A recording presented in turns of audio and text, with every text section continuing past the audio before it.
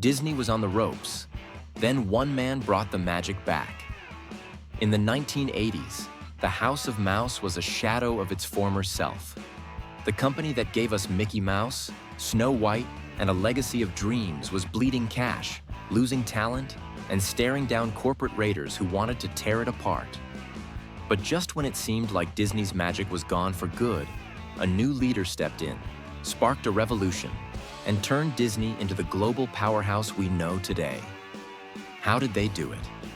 How did Disney go from near bankruptcy to the golden era of the Disney Renaissance? Stick around, because this story of grit, vision, and a little bit of magic is one you won't want to miss. And hey, what's your favorite Disney movie? Drop it in the comments below. Let's rewind to the early 1980s. Disney was in deep trouble. Walt Disney, the visionary who built the company, had passed away in 1966, and his brother Roy followed in 1971.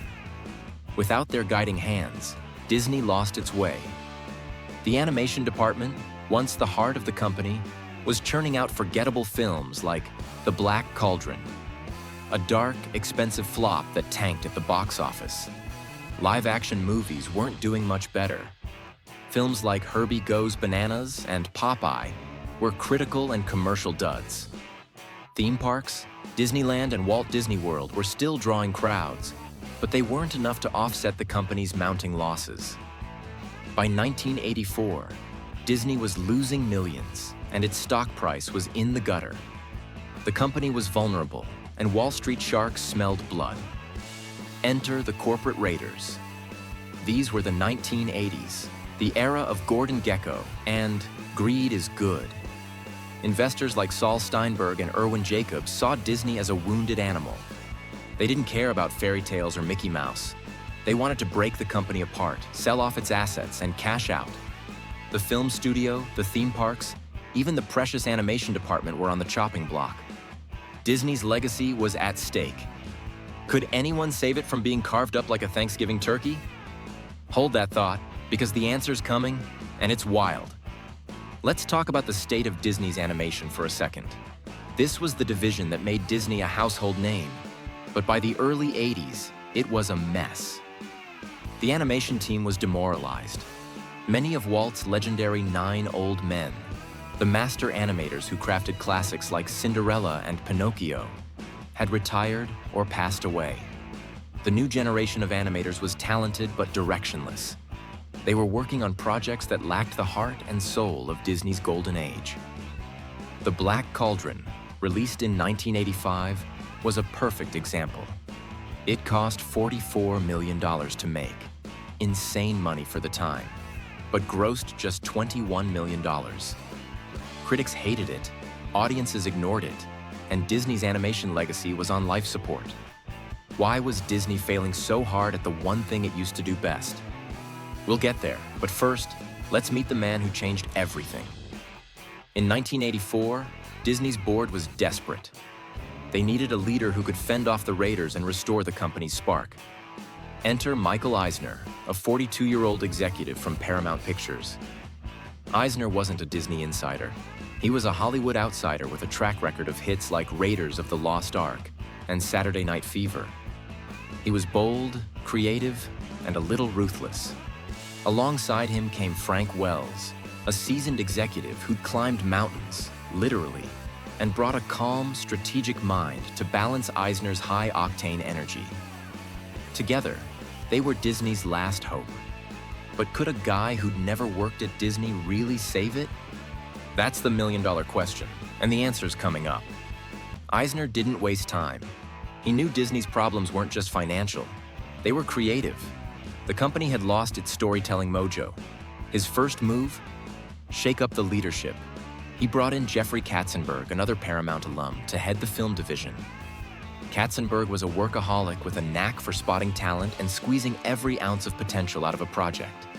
Eisner also leaned on Roy E. Disney, Walt's nephew, who'd been sidelined but was fiercely loyal to the company's legacy. Roy became a key ally, especially in saving the animation department. With this dream team in place, Eisner had a plan.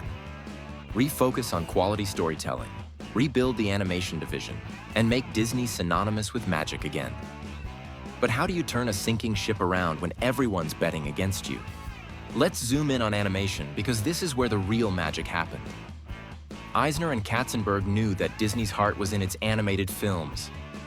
They poured resources into the department, hiring fresh talent and giving animators the freedom to experiment. One of their first big wins wasn't even an animated film. It was Who Framed Roger Rabbit in 1988. This live-action animation hybrid was a risky bet, blending Disney's animation with a noir detective story. It cost $70 million, a fortune at the time, but it grossed over $330 million worldwide and reminded everyone that Disney could still innovate. Roger Rabbit was a signal. Disney was back, and they were thinking big. But could they pull off a true animated masterpiece? Keep watching because the answer's about to blow your mind. By the late 1980s, Disney's animation team was buzzing with new energy.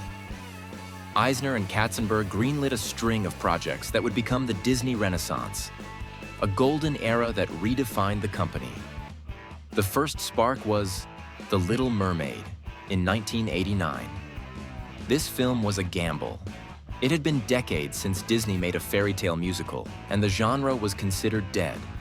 But directors Ron Clements and John Musker, along with songwriters Alan Menken and Howard Ashman, crafted a vibrant, emotional story about Ariel, a mermaid who dreams of life on land. The music was unforgettable. Songs like Under the Sea and Part of Your World became instant classics. The Little Mermaid grossed $184 million worldwide on a $40 million budget and earned 3 Oscar nominations, including 2 for its music. Disney was officially back in the animation game. But was this a one-hit wonder or the start of something bigger? The success of The Little Mermaid gave Disney's animators confidence. They weren't just making movies, they were crafting cultural landmarks. Next up was Beauty and the Beast in 1991. This film took everything. The Little Mermaid did, and cranked it to 11. The animation was breathtaking, with groundbreaking use of computer-generated imagery in scenes like the ballroom dance. Menken and Ashman returned with songs like Be Our Guest and the title track, which hit audiences right in the feels. Beauty and the Beast wasn't just a hit, it was a phenomenon. It grossed $425 million worldwide and became the first animated film ever nominated for Best Picture at the Oscars. Disney wasn't just saving itself, it was rewriting the rules of animation. But how far could this renaissance go? Let's pause for a second. Disney's turnaround wasn't just about animation. Eisner was a master at squeezing value out of every corner of the company. He expanded the theme parks, opening Disney MGM Studios in 1989 and Euro Disneyland, now Disneyland Paris, in 1992. He also leaned into home video, releasing Disney classics on VHS at affordable prices. Suddenly, families could own Cinderella or Snow White for $20, and Disney's back catalog became a cash machine. The company also launched the Disney Channel and struck merchandising deals that put Mickey Mouse on everything from t-shirts to lunchboxes. Eisner's vision was clear. Disney wasn't just a film studio, it was a lifestyle brand. But what was the secret sauce behind this empire building? We're getting there, so don't touch that dial. Back to animation, because the hits kept coming. In 1992, Disney released Aladdin, another juggernaut. With Robin Williams' iconic performance as the genie and songs like A Whole New World, the film grossed $504 million worldwide and won 2 Oscars. Then came The Lion King in 1994, often considered the crown jewel of the Disney Renaissance. This Shakespeare-inspired epic about Simba, a lion cub who must reclaim his throne, was a cultural earthquake. Its music, by Elton John and Tim Rice, included bangers like Circle of Life and Hakuna Matata. The Lion King grossed $968 million worldwide and inspired a Broadway musical that's still running today.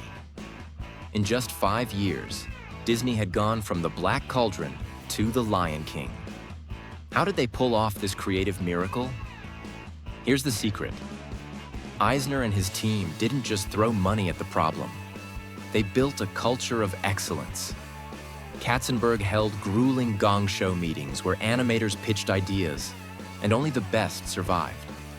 Songwriters like Menken and Ashman were given the freedom to take risks, blending Broadway-style music with animation in a way that felt fresh. Eisner also empowered young talent, like directors Clements, Musker, and Gary Trousdale, to tell stories that resonated with modern audiences. The result was a string of films that didn't just make money. They touched hearts. Families watched Beauty and the Beast and saw love triumph over fear.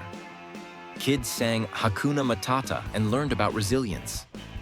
Disney wasn't just making movies, it was creating memories. But could they keep this magic alive forever? The Disney Renaissance didn't stop with The Lion King.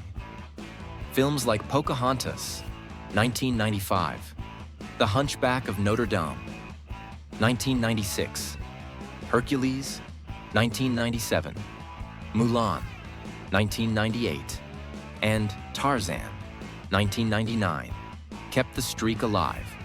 While not every film matched The Lion King's numbers, they all pushed creative boundaries. Mulan, for example, tackled gender roles in Chinese culture with a bold story and stunning visuals. Together, these films grossed billions and cemented Disney's animation division as the gold standard. The company that was nearly torn apart in 1984 was now untouchable.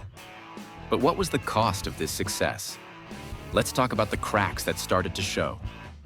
Eisner's relentless drive for growth came with downsides.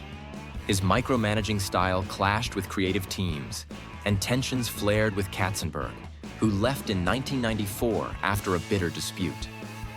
Roy E. Disney also grew frustrated with Eisner's focus on profits over legacy.